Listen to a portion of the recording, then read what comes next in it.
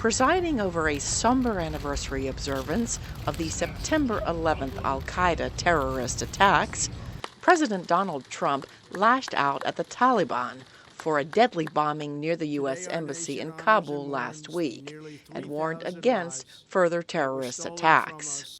The last 4 days, we have hit our enemy harder than they have ever been hit before, and that will continue.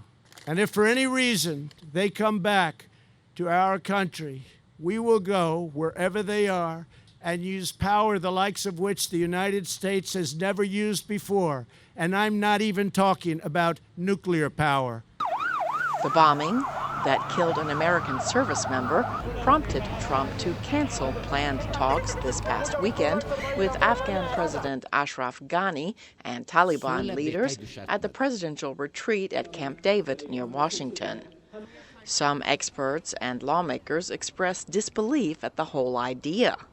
I don't know how you bring the perpetrator, or those who gave refuge to the perpetrator of September 11th to Camp David when they're in the midst of conducting attacks which recently created the death of an American. So I think it was ill-conceived in the first place.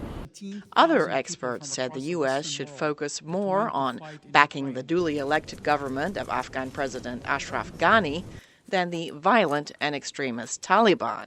The Taliban are unelected theocrats, and we're treating them as a potential government in waiting rather than an insurgent group.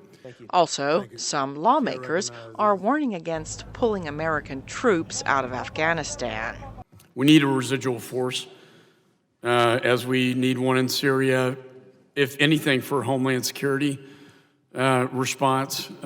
We can't nation build, but I think to have that residual force to protect the homeland is extremely important.